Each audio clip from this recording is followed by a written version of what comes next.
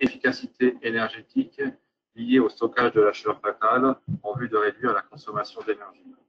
Alors, cette présentation va vous être faite en deux temps. Donc, un premier temps, une présentation introduction sur le thème stockage des chaleurs fatales, et ensuite la présentation du retour d'expérience à l'aide de Antoine Maître, donc directeur de la société Ecotech Serra. En ce qui me concerne, je suis Jean-Marc Piatek, chef du département maîtrise de l'énergie à la T2E. On va voir ensemble le contexte lié au stockage de la chaleur fatale, quelques chiffres clés, les principales caractéristiques des technologies de stockage, les lignes directrices pour mener un projet et bien sûr les solutions de financement. Alors, en ce qui concerne le contexte lié au stockage, on peut le résumer en 4 mots-clés: disponibilité, efficacité, flexibilité et compétitivité. La disponibilité, elle est liée à l'origine historique du stockage. C'est un moyen pour subvenir à une fourniture d'énergie quand les réseaux de distribution font défaut. C'est un dispositif de secours. L'efficacité, elle est liée notamment à la difficulté de simultanéité entre la chaleur fatale que l'on récupère et la possibilité de la valoriser sur un site industriel. Donc, comme il n'y a pas cette simultanéité, on a besoin d'un dispositif intermédiaire pour le stocker. Et c'est ce dispositif de stockage qui permet d'augmenter les performances énergétiques industrielles, notamment en subvenant au pic de consommation sans avoir recours à un dispositif annexe comme une chaudière ou un. La flexibilité, il faut le comprendre au terme de flexibilité électrique, c'est-à-dire la notion d'effacement électrique lié au développement des énergies renouvelables et qui permet, ce dispositif de stockage, de renforcer la sécurité des réseaux électriques. Associé avec cette notion de flexibilité, il y a la notion de compétitivité, parce que lorsque c'est notamment énergie renouvelable avec les éoliennes, on a une production d'électricité qui ne peut pas être consommée par le réseau. On peut utiliser donc cette électricité issue des éoliennes pour la convertir, cette électricité en chaleur via des résistances chauffantes. C'est le power to. Monsieur Piatek? Oui. Est-ce que vous pouvez vous rapprocher un petit peu de votre micro parce qu'il y a plusieurs. En fait, le son est pas très clair et on nous le fait remarquer. Donc, si vous avez la possibilité de vous approcher un peu du micro, peut-être ça va faciliter. Alors, je suis au maximum du micro. Est-ce que vous entendez? C'est mieux. Voilà. Donc, merci. Ensuite, il y a le contexte lié à la chaleur fatale, notamment avec environ un tiers de l'énergie combustible qui est consommée dans les industries en France et rejetée sous forme de chaleur. On va revenir sur ce point dans quelques instants.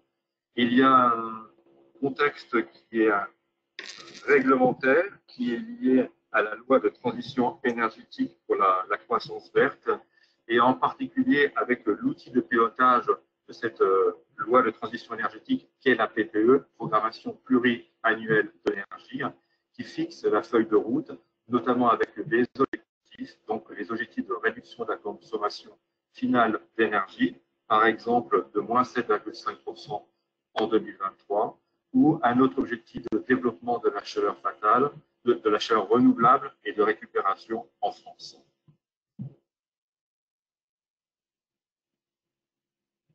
Sur ce slide, je vous présente quelques chiffres clés. Donc, la source, c'est l'ADEME, septembre 2017. Ce qui est important de retenir, c'est ce haut potentiel de chaleur fatale qui peut être valorisé en France, 109,5 TWh.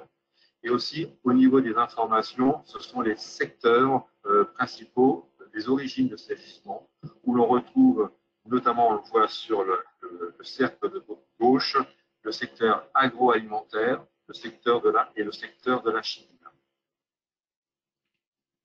Aussi, quand on parle de chaleur fatale et de valorisation de sa chaleur fatale, le niveau de température est important. Et sur le cercle de droite, on voit que ce potentiel de chaleur fatale, lorsqu'on est à des températures possibles à valoriser au-delà de 100 degrés, eh bien, on retrouve notamment le secteur agroalimentaire et le secteur de la chimie. Il est aussi intéressant de savoir, de connaître que ces gisements de chaleur fatale, eh bien, on peut les répertorier par un type de rejet et que dans ce cas-là, on voit que certains types de rejets sont beaucoup plus présents au niveau de la chaleur fatale que d'autres. Et on retrouve ces chaleurs fatales au niveau des buées des séchoirs, au niveau des systèmes de refroidissement frigorifique et aussi au niveau des fumées de four. Cette répartition des types de rejets évolue en fonction du niveau de température et notamment pour des températures au-delà de 100 degrés. On voit sur le cercle de droite que les types de rejets vont se retrouver cette fois-ci de façon prépondérante au niveau des buées des séchoirs et des fumées des fours. Sur cette planche, qui synthétise en fait l'ensemble des données, vous pouvez retrouver en synthèse les différents gisements en térawattheure en fonction des niveaux de température avec un classement par type de rejet. Et en particulier, on retrouve pour les plages de 40 à environ 200 degrés l'importance, le caractère prépondérant des buées des séchoirs ainsi que des fumées chaudières. Bien sûr, l'ensemble des sources chaleur fatale sont à valoriser sur l'ensemble des gammes de température et on voit qu'on a un très gros potentiel lié entre 40 et 200 degrés C. Sur cette slide, je vous présente les principales caractéristiques des technologies de stockage de chaleur. Il s'agit d'un document de synthèse qui a été réalisé par le groupe de travail stockage à la T2E. Il existe 3 technologies pour le stockage de chaleur. La chaleur sensible, sur l'élévation de température d'un corps. La chaleur latente, on joue sur le changement de phase fluide. Et la thermochimie, en particulier avec la technologie des zéolithes, avec absorption, désorption de vapeur d'eau à l'intérieur d'un corps. Ce qui est intéressant de voir sur cette planche, c'est notamment les différents paramètres que l'on a sur la partie gauche qui vont permettre de caractériser les dispositifs de stockage.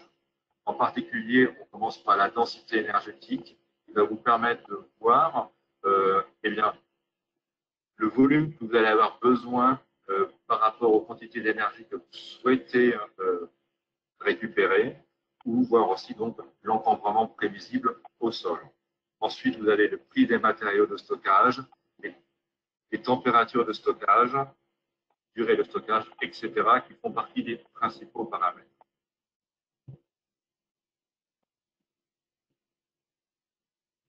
Lorsqu'on a un projet à mener pour un dispositif de stockage de chaleur, il y a certaines lignes directrices à observer. Et en particulier, la première concerne à réaliser un diagnostic, c'est-à-dire identifier les sources et les puits de chaleur fatales. Beaucoup d'industriels sont conscients qu'ils ont de la chaleur fatale à valoriser sur leur site. Par contre, bien que leur process fonctionne en 3/8 et de façon relativement constante, les machines ou les fours ont des variations et il est très important de connaître ces fluctuations de rejet de chaleur fatale au cours du temps. Donc, il est vraiment essentiel, lorsque l'on veut mener un projet de récupération de chaleur fatale avec un dispositif de stockage, de bien analyser au cours du temps comment évolue sa source de chaleur fatale et donc de réaliser un diagnostic relativement fin. Ensuite, il faut définir les équipements et en particulier avoir une très grande vigilance sur le CAPEX et l'OPEX.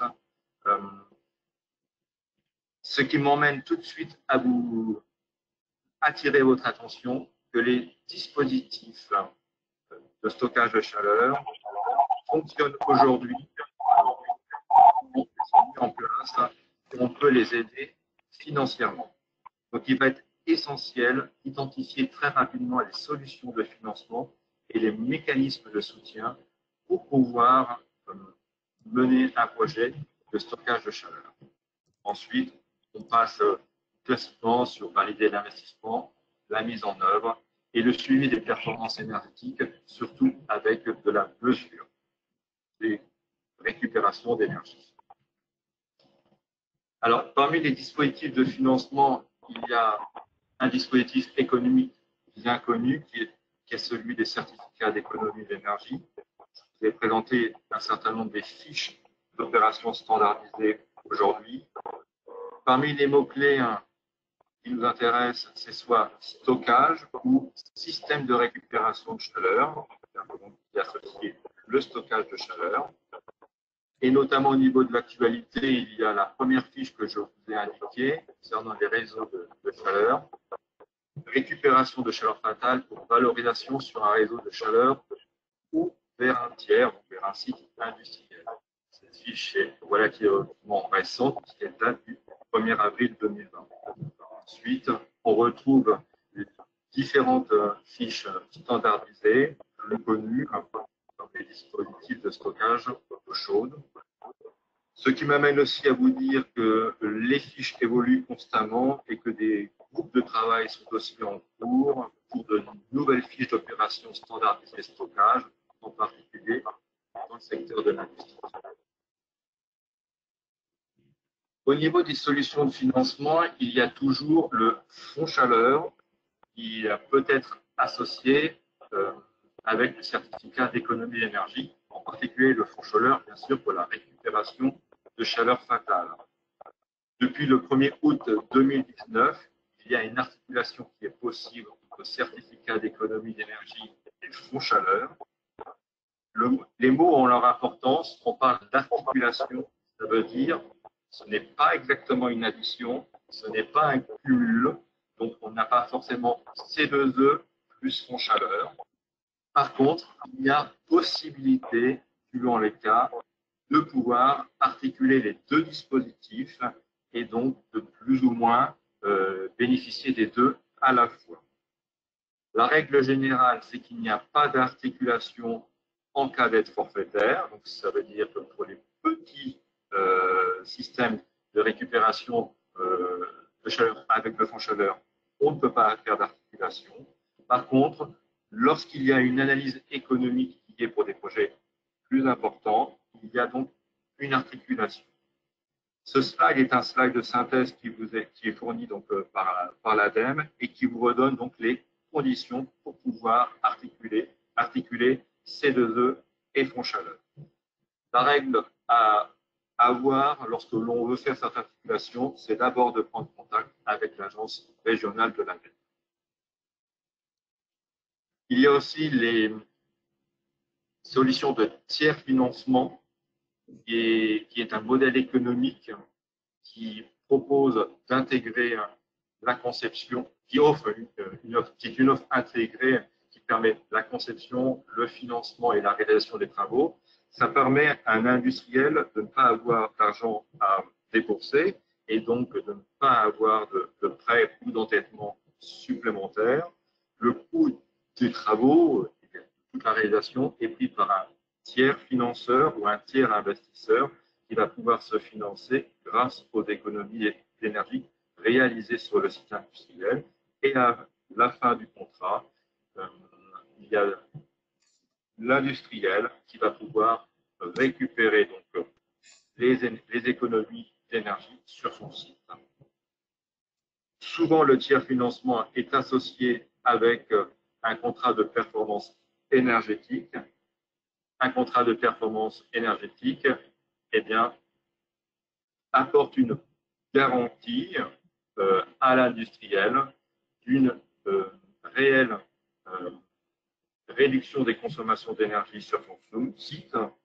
Et dans le cas où il n'y a pas de réduction réelle de consommation d'énergie sur le site, il y a des pénalités ou des dédommagements qui sont versés. Ensuite, il y a les solutions classiques de financement, des prêts bancaires ou des prêts bancaires bonifiés, donc des prêts accordés avec des taux inférieurs sur le marché. Il ne faut pas les négliger puisqu'ils sont cumulables avec les autres dispositifs de financement. Il y a aussi les aides de subventions diverses, en particulier par les régions, et notamment il existe aussi donc, le fonds FEDER qu'il faut toujours utiliser, le Fonds européen de développement régional.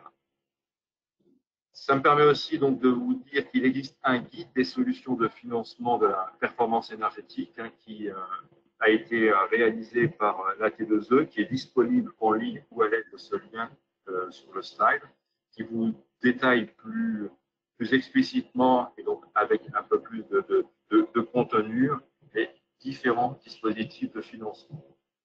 Alors, je vais laisser maintenant la main donc à Antoine afin qu'il puisse vous présenter le dispositif de stockage qui a été développé par cette société et surtout voir comment ça s'est articulé en fonction donc des modes de financement et des difficultés et des freins qui ont été levés pour mener à bien ce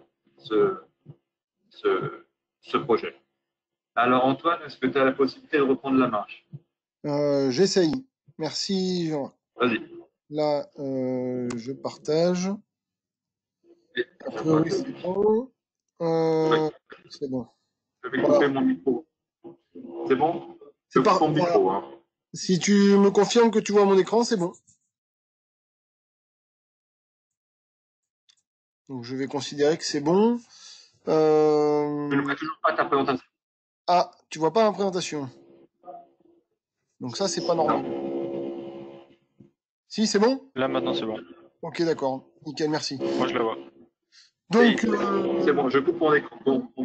C'est parti. Donc, effectivement, maintenant, on va aborder un cas précis, et c'est celui du retour d'expérience d'Ecotech Ceram. Donc, nous, on est spécialisé dans l'écologie industrielle. Donc ça, c'est, on va dire, au sens large. Et on est surtout spécialisé dans le stockage de chaleur, et plus particulièrement dans le stockage de chaleur haute température, même si on n'est pas exhaustif. Donc, avant de rentrer dans la partie technique, je vais vous présenter un peu l'entreprise rapidement. Donc, on est une entreprise d'une douzaine d'ingénieurs, voilà, plus un doctorant qui est très proche d'Ecotech Ceram, donc Aubin, qui est, j'ai vu dans la liste, qui est parmi nous. Donc, on est surtout des ingénieurs issus des grandes écoles d'ingénierie française, donc des profils surtout techniques, et on s'est mis à la partie tiers investissement, tiers financement, puisqu'on a plus ou moins rapidement compris que c'était incontournable pour avoir une chance de réussir, étant donné que les temps de retour sur investissement sont rarement inférieurs à 24 mois, si ce n'est pour l'instant jamais. Voilà. Donc on est obligé avec des industriels d'avoir recours à des solutions de tiers financement. On est accompagné par un conseil stratégique qui est constitué de producteurs d'énergie renouvelable, de plateformes de financement participatif, donc qui peut aussi intervenir dans le financement, et d'un incubateur européen. On est accompagné aussi d'un comité scientifique composé majoritairement de directeurs de laboratoire qui nous apportent des compétences sur la partie matériaux, mesures, process, stockage, modélisation et intelligence artificielle. Et on est aussi accompagné par la BPI, l'ADEME, Bertrand Piccard, la région Occitanie dont je vous ai parlé. Voilà, donc ça c'est un peu l'entreprise. On est double lauréat du concours mondial de l'innovation, lauréat de l'appel à projet de l'ADEME, de l'Europe, et j'espère que c'est que le début. Donc là, on va vous parler du stockage de chaleur. Stockage de chaleur, ça a plusieurs applications. Donc ça a des applications sur la valorisation de chaleur fatale, dont on a parlé. Cette chaleur peut être réutilisée sous forme de chaleur. On parle alors de heat to heat. On est en haut à gauche de l'écran. Mais s'il n'y a pas besoin de chaleur sur place dans l'usine, on peut convertir cette chaleur en électricité. On parle alors de heat to power. On est en bas à gauche. L'électricité peut être autoconsommée ou réinjectée sur le réseau. Donc là, dans ce cas-là, il faut utiliser une turbine pour transformer la chaleur en électricité. Et ensuite, on a le côté droit de l'écran, où là, dans ce cas-là, on va valoriser de l'électricité qu'on va appeler fatale pour faire un parallèle avec la chaleur. Donc en gros, c'est l'électricité à faible valeur ajoutée, le même type d'électricité qu'on utilise pour remonter l'eau dans les barrages ou pour la vendre à l'extérieur des frontières de la France, mais quasiment tout le temps à des tarifs un peu dégradés. Donc cette électricité, nous, ce qu'on propose, c'est de la convertir en chaleur haute température pour décarboner l'industrie et remplacer une part d'énergie fossile. Donc quand l'électricité est à faible coût, et que c'est rentable, on la convertit en chaleur, on la stocke et lorsque nécessaire, on l'utilise dans le process industriel. Et en combinant ces trois quartiers de l'écran, ces trois types de techno, on peut arriver à faire du power to heat to power. Donc là, on est en bas à droite. Et dans ce cas-là, en fait, on joue le rôle de barrage hydroélectrique moderne, donc avec des infrastructures relativement compactes. On est capable de stocker de grandes quantités d'énergie et sans utiliser de matériaux rares, avec une très forte acceptabilité sociale, puisque ça dépasse pas 10 mètres de haut, et ça n'inonde personne.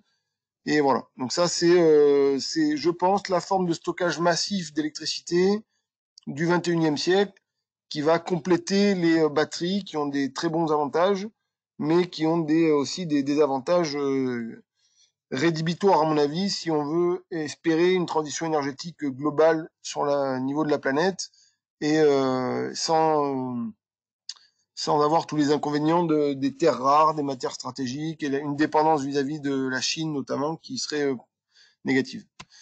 Voilà, donc nous on se focalise, ouais j'ai oublié de préciser, on se focalise avant tout sur ce qui est le plus rentable et le plus prioritaire. Donc des économies d'énergie et on cherche avant tout des hautes températures, de la fumée propre et intermittente. Parce que donc tout ce qui est haute température et propre, ça permet d'augmenter la valeur ajoutée du gisement. Et tout ce qui est intermittent, ça permet de maximiser l'importance du stockage de chaleur. Donc là, je vous ai mis un petit panel des fours que l'on vise en priorité. Donc ce sont des fours intermittents alimentés avec du gaz naturel qui recrache 70% quasiment de la chaleur qu'ils consomment sous forme d'air chaud à très haute valeur ajoutée. Donc c'est là-dessus nous on veut agir en priorité. Donc on a fait notre étude de marché et il y a 30 000 fours dans le monde environ qui perdent 48 TWh par an, soit 2 millions d'euros, 2 milliards d'euros environ et 10 millions de tonnes de CO2. Donc c'est là-dessus qu'il faut agir. Et pour agir, il faut baisser les capex au maximum et surtout mettre au service des industriels des solutions de tiers financement qui leur permettront de faire des économies sans avoir à sortir un euro. Donc on a décidé, nous on voulait, quand on a créé l'entreprise, on s'est dit il faut qu'on mette au point un système de stockage de chaleur avec une puissance d'environ 1 MW, capable de stocker de la chaleur jusqu'à 1000 degrés, qui va être contenu, qui va faire la taille d'un conteneur. Donc, dans un conteneur, on a regardé, on peut mettre environ 20 tonnes de matériaux de stockage pour avoir un conteneur qui fait 30 tonnes au maximum. Et avec 20 tonnes de matériaux de stockage, à 1000 degrés, on peut stocker jusqu'à 3 MWh. Si on monte jusqu'à 600 degrés, on pourra stocker 2 MWh. Rendement, il faut viser 90% parce que les solutions de stockage de chaleur, elles ont des rendements de 90%. Donc, il n'y a pas de raison qu'on n'atteigne pas ce niveau de rendement. Il faut que ce soit robuste, donc ça veut dire des durées de vie de plus de l'ordre de 20 ans, on va dire, ou plus, avec très peu de maintenance. Parce qu'il y a des sociétés qui vendent des systèmes enfin, volontairement ou involontairement, où il y a quand même pas mal de maintenance. Nous, c'est pas du tout notre modèle économique. On veut faire des solutions qui sont les plus robustes possibles ou autonomes et sur lesquelles on a le moins d'interventions à faire. Et parce qu'on a d'autres, on a 30 000 fours à équiper rapidement, donc on n'est pas là pour faire de la maintenance. Ensuite, on voulait une solution qui soit modulaire, histoire on puisse designer facilement les solutions et les adapter à un grand nombre de cas. On voulait qu'elle soit mobile pour pouvoir compléter les réseaux de chaleur, et je vous en reparlerai plus tard dans la réunion. Donc si par exemple on a un gisement de chaleur fatale mais qu'on n'a pas de besoin, ben, ça peut être très intéressant de pouvoir par la route acheminer cette chaleur jusqu'à un point de consommation. Donc c'est pour ça qu'on a fait un éco-stock qui est mobile. Et on voulait aussi avoir un impact environnemental le plus faible possible et que tout soit issu de matières, on va dire, conventionnelles et normales, sans avoir recours à des matières rares ou stratégiques.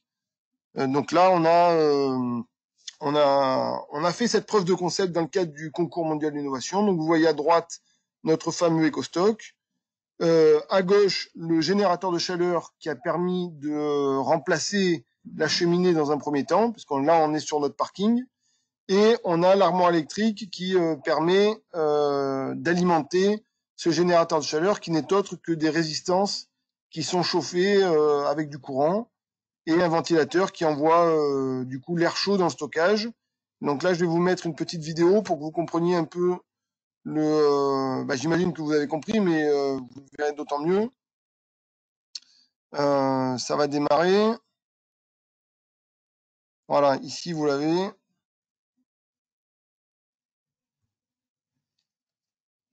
Si ça veut bien charger, voilà.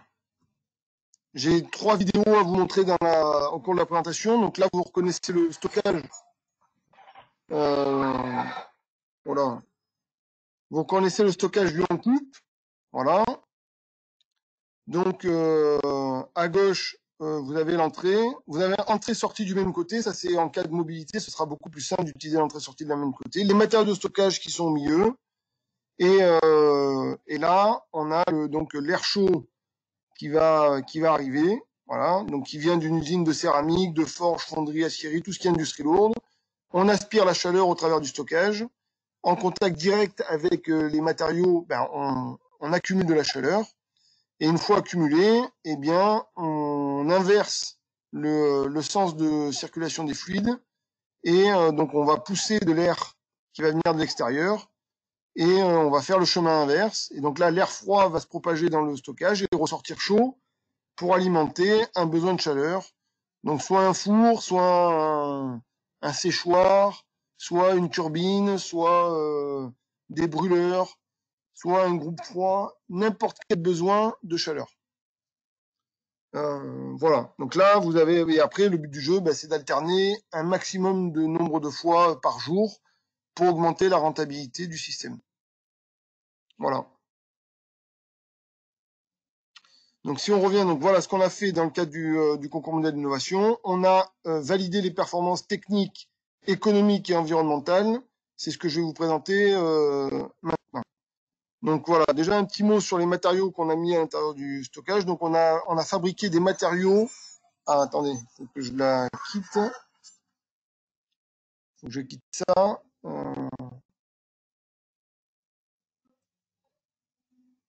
Ça. Donc on a fabriqué des matériaux de stockage à partir de déchets. Donc c'était une première boucle d'économie circulaire. Donc on a fait des déchets de cendres de charbon, des déchets d'aciérie, des déchets d'incinérateurs, des déchets de biomasse, plusieurs types de déchets, principalement des résidus de combustion. On a obtenu des céramiques avec des très très bonnes caractéristiques techniques et voilà, et différentes formes. mais on recherche toujours l'optimum technico-économique parce que c'est ça qui fait la différence et c'est ça qui permet d'atteindre les niveaux de rentabilité acceptables.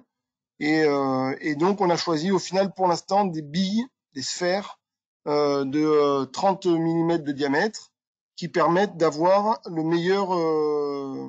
meilleur ratio entre perte de charge et transfert thermique. Donc là, on est à l'optimum.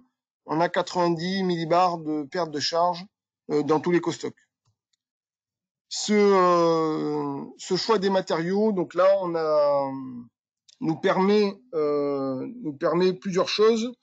Nous permet d'avoir une bonne thermocline. Donc une bonne thermocline, ça veut dire c'est un front de chaleur relativement raide qui va se propager, comme vous avez vu tout à l'heure dans la vidéo, de gauche à droite de l'écostock.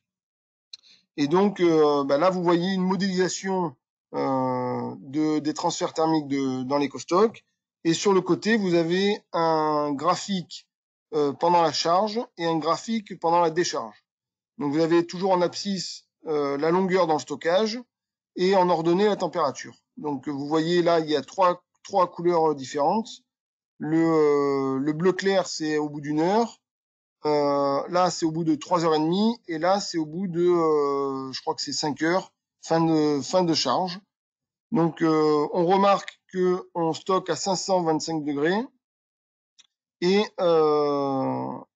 donc on a la température constante, on va dire jusqu'à la moitié de l'écostock. Et on remarque aussi que au bout de 3h30, il n'y a pas une calorie qui est sortie du stockage. C'est-à-dire que 100% de l'air chaud qui est rentré dans le stockage a servi à chauffer soit les matériaux de stockage, soit l'isolant. Et ça, c'est très bon. Par contre, on voit qu'au bout en fin de charge, là, on s'est arrêté parce que la température à la sortie du stockage commence à augmenter. Et là, en gros, ça veut dire qu'on perd de l'énergie. Donc, encore une fois, il y a un optimum technico-économique à trouver pour définir cette température de fin de charge. Nous, on considère que c'est 200 degrés. Là, à la décharge, c'est exactement la même chose. On est au début en clair, on est à la fin en foncé. Et là, ce qu'on peut constater, je vous la fais courte, c'est que au bout de 3h30, on est on est à 490, 480 degrés. Donc ça veut dire qu'on a pendant environ 3 heures, on a pu déstocker à température constante. Et ça, c'est capital dans l'industrie, c'est de pouvoir maîtriser la source de chaleur. Si on veut concurrencer les énergies fossiles, il faut s'approcher des performances des énergies fossiles. Et on sait que c'est quand même une énergie qui est particulièrement facile et réactive à utiliser. Donc voilà, il faut qu'on ait des critères de performance de ce style-là. Ensuite, dernier résultat, on voit qu'il y a une superposition relativement importante entre les points et les traits pleins. Donc ça veut dire qu'en fait, on superpose relativement bien les relevés expérimentaux avec les relevés théoriques. Donc tout ce qui est en point, c'est l'expérience, tout ce qui est en trait, c'est la théorie. Donc la théorie, c'est issu du modèle qui est là. Et tout ce qui est en point, c'est les thermocouples qu'on a placés dans le stockage. Donc vous me direz, bon bah super, c'est bien, mais nous, là où on est vraiment satisfait et là où ça doit intéresser les industriels, c'est qu'une fois qu'on a validé nos modèles, eh bien, on est en mesure de générer des business cases, de faire des études technico-économiques qui sont précises, parce qu'on sait exactement maintenant qu'est-ce qui se passe quand on charge et quand on décharge un écostock. Donc, on sait mesurer les économies qui vont être réalisées, et donc, du coup, les temps de retour sur investissement, les taux de rendement interne, etc., etc. À partir de ça, on a calculé on a fait un état de l'art et on a représenté sur 2 graphiques que je vais vous montrer d'affilée les euros par quantité d'énergie installée et les euros par puissance installée.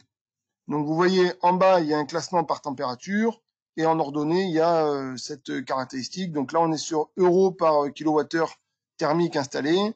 Donc on retrouve le stockage d'eau chaude qui est qui a le ratio le plus faible de tous. Donc ça, c'est important. Le stockage d'eau chaude, il est utilisé dans toutes les maisons, quasiment, mais il est quand même relativement peu utilisé à grande échelle. Et ça, je pense qu'il faut vraiment insister là-dessus. Ça, c'est un élément essentiel de la transition énergétique. Il y a beaucoup de choses à faire avec des stockages de chaude. Après, voilà, là, on voit le stockage de vapeur, beaucoup plus coûteux. Et là, on tombe sur l'huile, les sels fondus, le béton, la roche, l'éco-stock. Donc, on va dire c'est de la céramique, ou ça ressemble à la roche. Et ça, c'est les coupeurs de sidérurgie qui sont... bon, là, il y a marqué régénérateur, mais il y a une photo de Cooper. Grosso modo, c'est ce qui est utilisé soit dans les fours verriers, soit dans l'acierie chez ArcelorMittal, par exemple. Donc ça, c'est ultra rentable, mais ça coûte quand même... c'est relativement coûteux, quoi. Donc, et on voit aussi une grosse influence du facteur d'échelle. Entre 4 MWh installés, on est autour de 300. Si on a 20 MWh, on est plutôt autour de 150. En tout cas, nous, on est là, EcoStock. On est entre 1 et 3. Et on est équivalent à stockage sel fondu et au stockage béton, au stockage roche. Sauf que nous, ce qui est sûr, c'est qu'on est sur des coûts intégrés, ce qui est pas certain du côté des autres technos. Ça, on sait pas trop. Donc, si c'était pas intégré du côté des autres technos, bah, du coup, ce serait sûrement beaucoup plus cher. Là, c'est le même graphique, même principe, température en abscisse, le coût en ordonnée. On retrouve les technos dont on a parlé tout à l'heure. Et là, là, on voit que, par exemple, le stockage d'eau chaude, il est toujours ultra compétitif. Et par contre, là, on voit à l'extrême le régénérateur qui est devenu beaucoup plus compétitif. Ça veut dire quoi? Ça veut dire que ce type d'installation est surtout fait pour fournir de la puissance et moins pour fournir de la quantité d'énergie. Et nous, là, on se retrouve, pareil, un peu toujours au même niveau des concurrents. Donc, on a atteint notre objectif, on est compétitif et en même temps, on a des meilleures performances en termes de température, en termes de perte de charge, en termes de modularité, etc., etc. Je passe un peu, je reviendrai tout à l'heure si nécessaire. Sur ces deux graphiques, vous avez une représentation du temps de retour brut et du taux de rendement interne. Donc, et en abscisse, vous avez donc l'énergie valorisée par an et en ordonnée les temps et les taux. Donc là, qu'est-ce qu'on peut voir? On peut voir qu'on a une influence non négligeable de l'énergie valorisée par an sur le temps de retour brut, c'est logique. Et on voit qu'il y a un point d'inflexion aux alentours de 2 gigawattheures par an.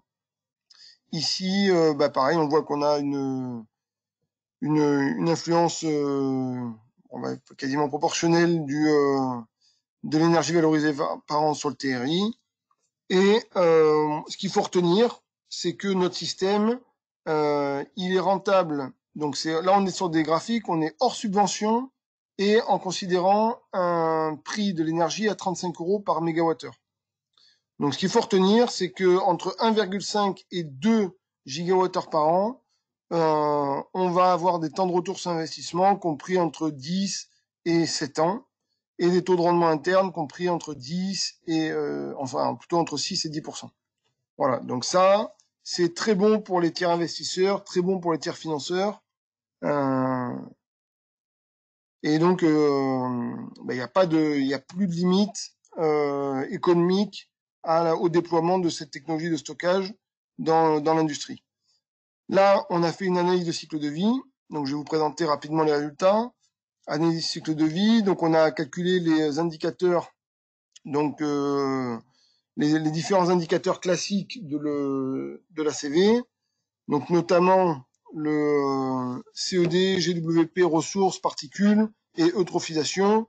Donc, on voit que l'impact, de manière générale, ce sont des impacts faibles, mais l'impact le plus important, c'est celui sur l'exploitation des ressources, notamment dû à la cuve en acier, qui est relativement impactante, et la consommation en jaune de l'électricité due au ventilateur.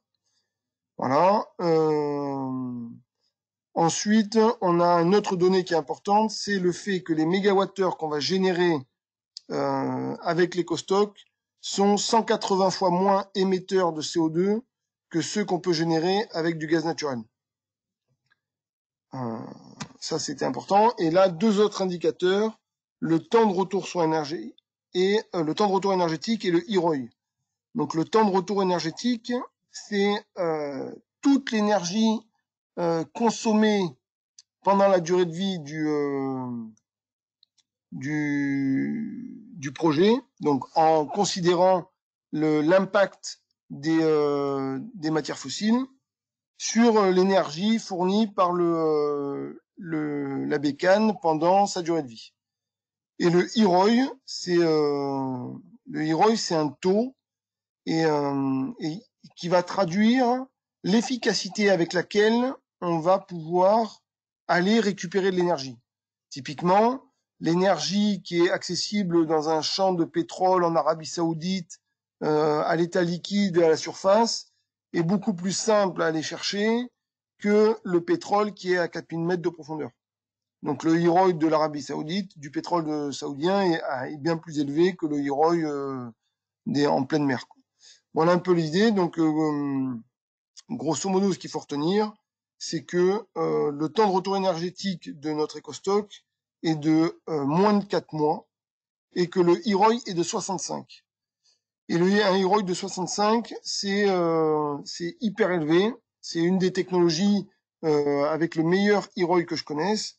L'autre étant le barrage hydroélectrique. Le gros barrage hydroélectrique, c'est voilà, c'est les deux. Bon, après c'est logique qu'un écostock qui valorise la chaleur fatale ait un IROI élevé, mais je veux dire que voilà, si on cherche à faire un investissement qui a un impact environnemental maximum, ben ça vaut le coup de taper dans l'écostock.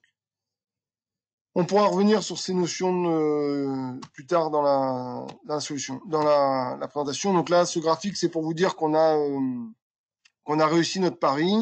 On a mis le temps, mais on a réussi notre pari. On a mis sur le marché une nouvelle solution de stockage modulaire, robuste, simple, qui est rentable sur une large gamme de températures et qui va pouvoir compléter les solutions conventionnelles de stockage de chaleur destinées majoritairement à des grandes applications. Donc nous, on a ajouté cette corde à notre arc et maintenant, on est capable d'aller voir les industriels avec, grosso modo, 3 solutions. La solution échangeur classique, la solution conversion d'électricité et la solution échangeur stockeur dont je viens de vous parler. Voilà. Avec ces 3 solutions, on peut valoriser un maximum de chaleur fatale et pour les gros sites, eh bien, des solutions type réseau de chaleur pourront être proposées par des acteurs qui distribuent et qui installent ce type d'équipement. Donc on a apporté voilà, nous on a une offre qui est clé en main. On peut vous accompagner du diagnostic. Donc Monsieur Piatek l'a bien précisé tout à l'heure.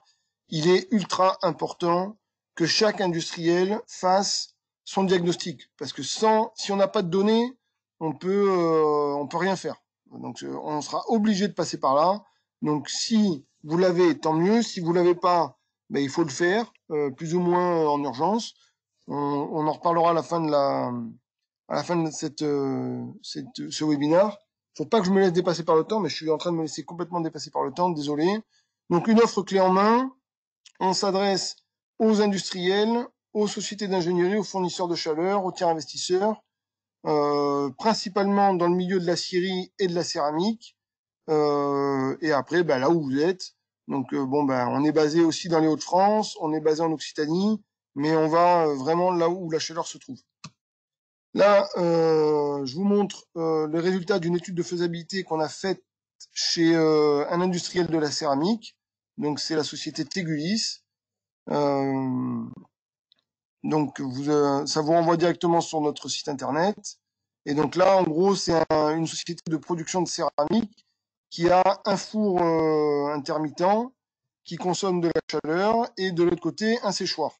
Donc, nous, ce qu'on fait, c'est que on va valoriser, on va capter la chaleur qui sort de son séchoir, qui sort de son four, désolé, et on va la stocker et ensuite on va la restituer dans le séchoir et de manière à lui faire économiser entre 10 et 20% d'énergie par an et lui faire gagner 20 à 40% de productivité par an. Alors là, je sais pas ce qui se passe. Ah, ça y est. Donc là, vous voyez sur l'écran, on retrouve le four de l'industriel. Nous, on fait un piquage. Avec les ventilateurs, on aspire la chaleur dans l'écostock. Il y a 2 cuves, donc on charge la première. Et une fois que la première est chargée, on switch. On peut charger la seconde. Et pendant ce temps-là, on peut décharger la première, soit sur la pré-cuisson, soit sur le séchoir. Et on peut fonctionner comme ça 24 heures sur 24. Bon, j'accélère un peu, désolé, je me suis complètement laissé aller. Donc, premier résultat, faisabilité technico-économique rentable. Deuxième résultat, il fallait trouver une solution de tiers financement. Donc là, on a appelé la BNP Paribas qui a mis en place un crédit bail. Donc, elle a acheté la solution Ecotech Ceram et elle et Tegulis, la société, rembourse son crédit bail pendant 5 ans.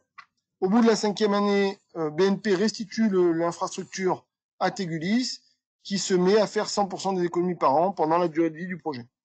Donc, au final, ce qu'il faut retenir, c'est que l'industriel fait des économies dès la première année sans avoir à investir. Voilà quelques photos des travaux. Donc là, on a le four. On voit ici le piquage sur la cheminée.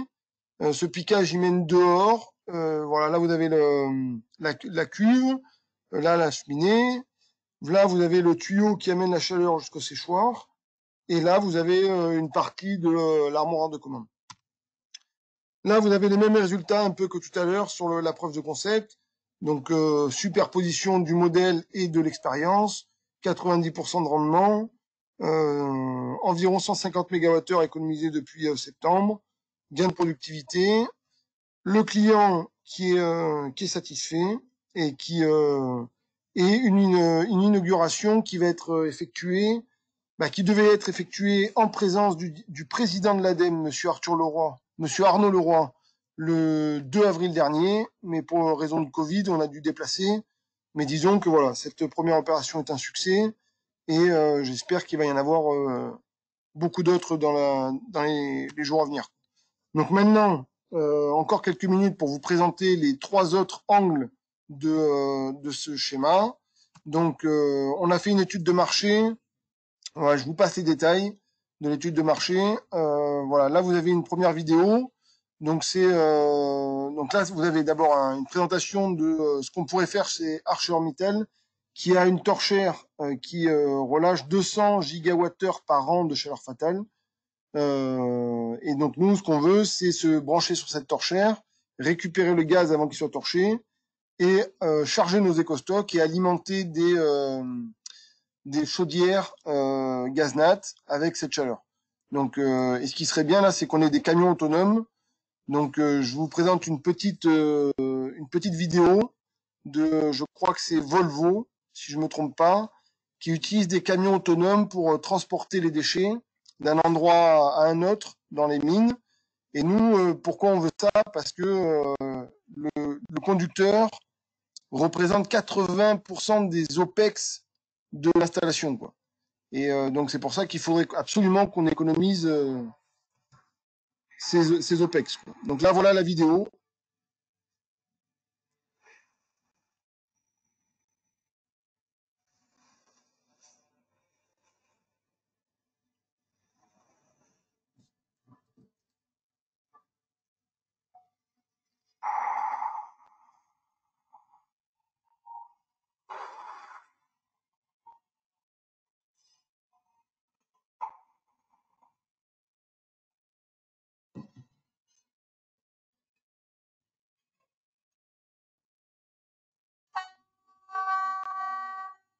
Thank you for stopping.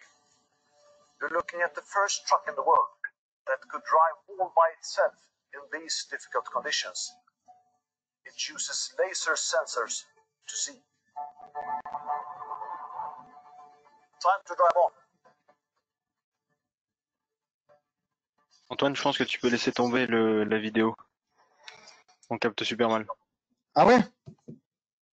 D'accord. Ouais. Bon, C'était déjà allé, mais là, ça c'est vraiment. T'as un manque de débit clair.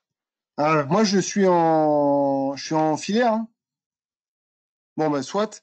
Donc, du coup, voilà, ça c'est pour vous dire que le transport autonome, c'est déjà d'actualité et que maintenant, donc, il reste à l'utiliser. Et grâce à ça, on va pouvoir mettre sur le marché une technologie de rupture et valoriser un maximum de chaleur fatale sur des quartiers, des réseaux de chaleur.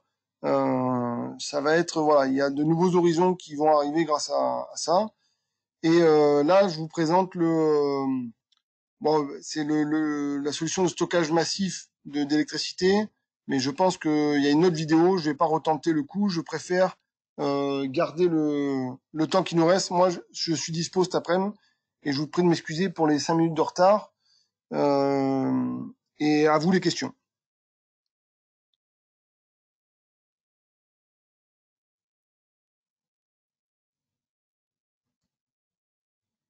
Ah, il y a 18 messages. Plus de son, on vous a Alors, perdu. oui, euh,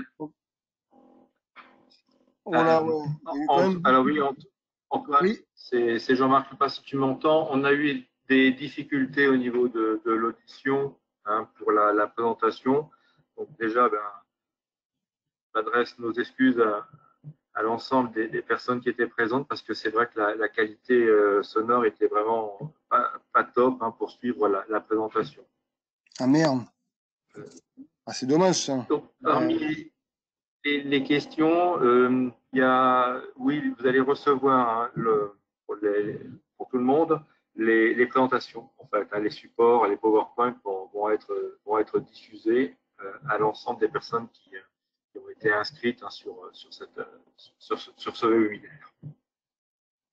Ouais, on en verra. Et je pense que le Alors, son enregistré par mon PC sera meilleur. J'espère, quoi. Comme oui. c'était pas sur inscription, est-ce que tous ceux qui souhaitent recevoir le lien peuvent mettre leur adresse mail dans le chat, s'il vous plaît? Je vous remercie.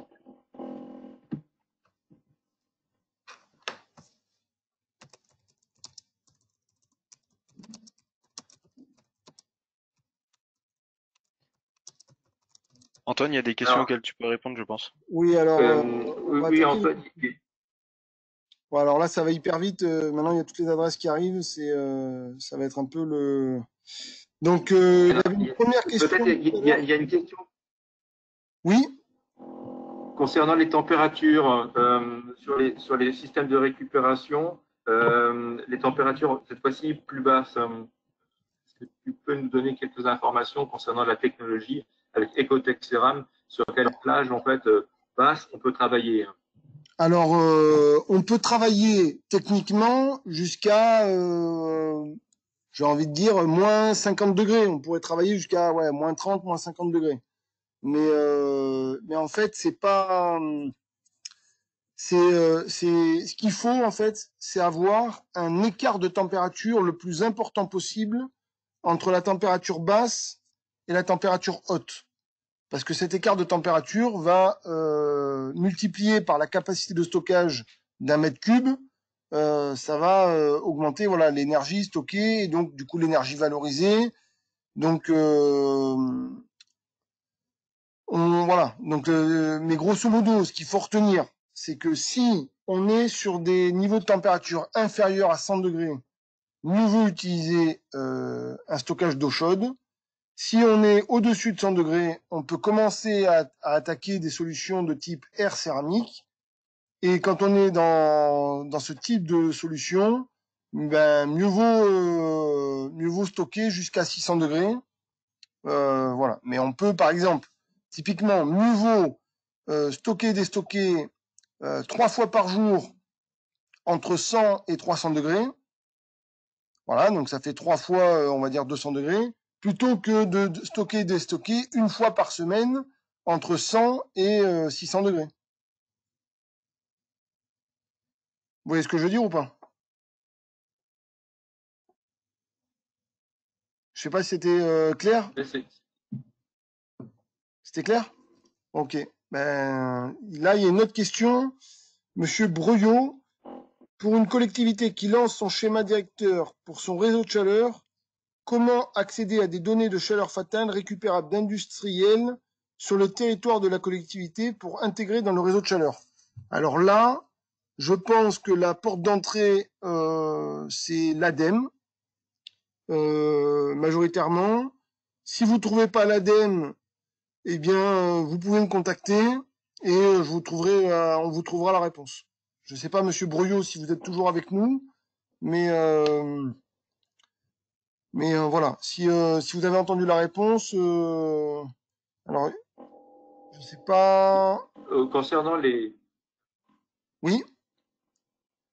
concernant les réseaux de chaleur, il y a aussi certains sites Internet qui permettent d'avoir des cartographies et des informations sur les potentiels. Il y a notamment BienSeva qui fournit des cartographies ou directement l'Observatoire des réseaux de chaleur et puis le SNCU, le syndicat, qui donne aussi des informations.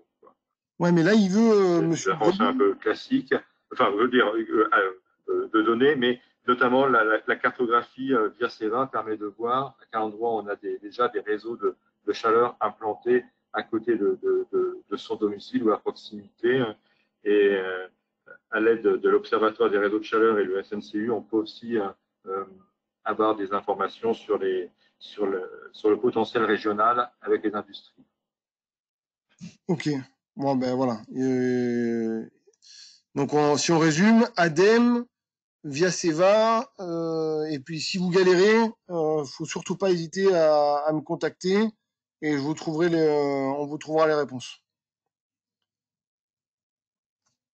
Effectivement, avez-vous des solutions pour des températures plus basses? Donc voilà, stockage d'eau chaude, ça, il n'y a pas photo. Est-ce qu'il y a d'autres questions? Quelles sont les limites concernant les fumées potentielles? Antoine, Oui? Pascal? oui. Antoine, il y avait une question concernant l'isolant qui avait été utilisé pour notamment dans l'éco-stock. Est-ce que tu peux nous en parler un petit peu plus? Tout à fait. Alors vous avez vu, il y avait deux éco-stocks, il y en avait un rouge et un métallique. Donc le rouge, c'était une isolation interne. Le métallique, c'était une isolation externe. Donc pour le métallique, isolation externe, là on s'est pas embêté. On a isolé nos cuves par l'extérieur avec la solution la moins chère qu'on ait trouvée, c'est-à-dire de la laine de roche avec une jaquette en aluminium. Pour l'éco-stock rouge, isolation interne, là on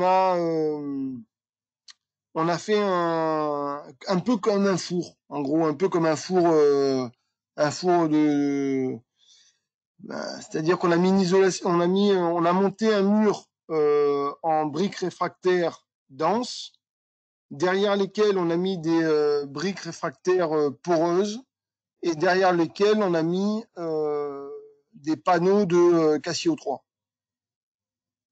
silicate de calcium. Voilà, on a fait un multicouche avec à l'intérieur des matériaux denses pour résister à l'abrasion. Plus le matériau est dense, moins il permet l'isolation, mais meilleur il est en propriété méca. Et après, ben, on fait des couches les unes derrière les autres qui sont de plus en plus isolantes, mais de moins en moins solides. Je ne sais pas si j'ai répondu correctement à la question, mais voilà le résultat.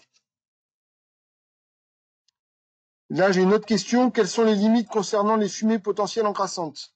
Alors ça, quelles sont les limites? Alors pour l'instant, la limite, elle est simple, enfin plus ou moins. C'est des fumées qui ne sont pas encrassantes. C'est-à-dire, alors maintenant, quand on va me dire quelle est la limite, il faudrait que je vous donne une limite chimique et une limite physique. Donc on peut accepter un petit peu de poussière, typiquement dans l'usine dans laquelle on est. Le four est dans l'usine, donc il y a un petit peu de poussière rouge d'argile qui est aspirée, qui passe au travers des brûleurs et qui se retrouve dans le four. Et comme nous on aspire les fumées du four, eh bien on en retrouve un petit peu dans l'éco-stock et voilà. Mais ça c'est pas gravissime parce que le dépôt est quand même relativement faible et on peut nous nettoyer notre éco-stock. Donc ça, c'est pas un souci. Par contre, maintenant, s'il y avait par exemple, des installations sur lesquelles il y a des filtres obligatoires avant rejet aux petits oiseaux, là, je pense que typiquement, on peut pas se mettre pour l'instant en amont de ces filtres et récupérer cette chaleur fatale parce que on va encrasser trop rapidement notre éco-stock, très probablement, Et même s'il est nettoyable, on peut pas s'amuser à faire une étape de nettoyage par semaine.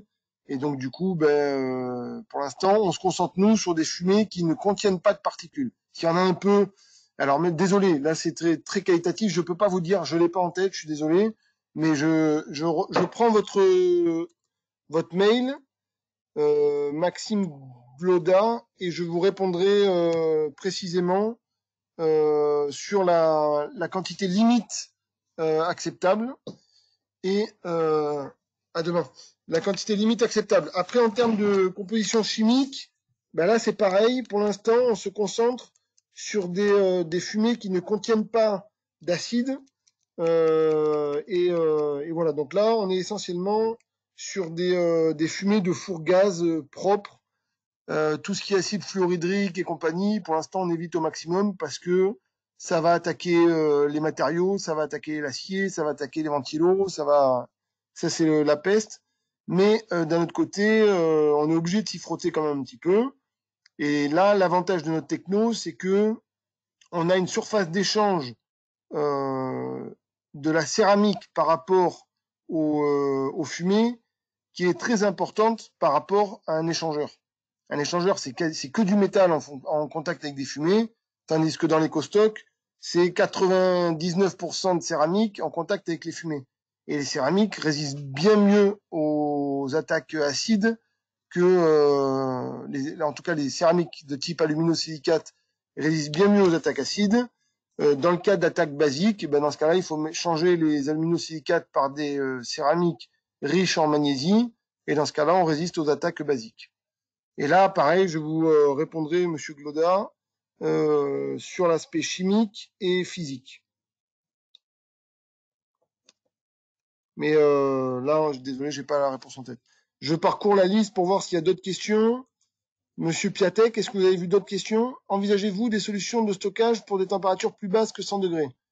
Donc là, à nouveau, oui, ce sera du stockage en eau.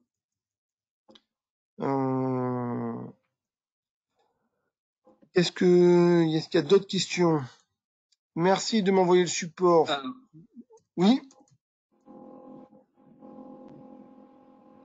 Quel isolant? On a répondu. Quel est le fabricant des sphères céramiques de 30 mm? Ça c'est à nous. Ça. Ça, on va pas vous le, ça on va pas le dire comme ça quoi. C'est C'est confidentiel, c'est ça, hein? ouais, je sais pas si c'est confidentiel, mais c'est nos fournisseurs quoi. Donc j'ai pas trop envie de. D'accord. Ok, c'est compréhensible, bien sûr. Sinon, moi, je ne vois plus d'autres questions, en fait. Hein. C'était la dernière question hein, qui est apparue, celle concernant les sphères céramiques. Donc, je pense que si pas d'autres questions arrivent, on va pouvoir quitter cette réunion, terminer. En fait. Voilà, je pense. Qu'est-ce que vous en pensez, Antoine? Je pense que j'ai pas. Déjà, je voudrais dire un grand merci à la T2E qui a tout organisé. C'est super confort et en plus ça a bien communiqué puisqu'on est monté à 103 participants. Donc je pense que c'était bien. Après, malheureusement, mauvaise connexion. Donc on a quand même des difficultés de son. Hein. voilà, alors Oui, ça c'est on pas a de bon. grosses difficultés. Je sais pas donc si c'est là, à cause du nombre de personnes ou si c'est la connexion que j'ai en internet, mais comme je suis en fil, je comprends pas. Donc on fera des tests avant le prochain webinaire histoire que ça ne se reproduise pas. Et, ok, très bien. et après, je voudrais dire aussi que là, sur la dernière page qu'on va vous envoyer, vous avez le bouton pour déjà contacter Monsieur Piatek pour tout ce qui est pro-RFI, pro-SMEN, parce qu'il y a des formations qui peuvent être payées par l'État pour avoir des référents énergie dans vos industries. Vous pouvez adhérer à la T2E en cliquant sur ce bouton pour avoir accès à tout un tas de données, tous les rapports qu'a fait la T2E depuis des années qui sont hyper intéressants. Et nous, Ecotech Ceram, on a un diagnostic qu'on prend le temps de faire gratuitement pour tous les industriels qui le souhaitent. Donc, il suffit de cliquer. Donc, j'ai mis c'est ici, là. Vous cliquez, vous arrivez sur le diagnostic. Soit vous arrivez à le remplir tout seul, soit vous avez besoin d'aide. Dans ce cas-là, vous nous contactez et on mettra un ingénieur de l'équipe avec vous pendant le temps nécessaire. Mais voilà, c'est tellement indispensable, il faut le faire. Donc, nous, on met le temps gratuitement à votre disposition. Donc, je pense qu'il faut, voilà, il faut que le monde en profite. Parce que voilà, c'est la chasse à la chaleur fatale est lancée depuis des années, mais il faut que j'ai pas envie d'employer des mots trop absurdes, mais voilà, il faut vraiment qu'on fasse beaucoup d'efforts pour réduire nos émissions de CO2. Donc voilà, nous on est à votre disposition.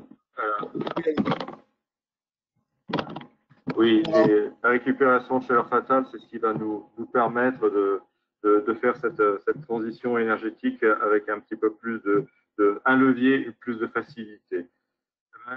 Antoine, je pense qu'on va pouvoir saluer toutes les personnes et leur souhaiter encore bon vent et puis des bons projets pour l'efficacité énergétique dans l'ensemble des entreprises et des industries. Voilà. Merci Antoine, à je tous. te laisse le mot de la fin pour saluer. Ben, je peux pas faire mieux. Donc merci à Jean-Marc, merci à tous ceux qui sont venus. Et n'hésitez pas à poser d'autres questions par mail quand vous voulez. Et à bientôt pour un prochain webinar. Merci Et bon bien, merci courage à à tous. tous. Merci Antoine. Au revoir. À bientôt, au revoir. Merci, au revoir.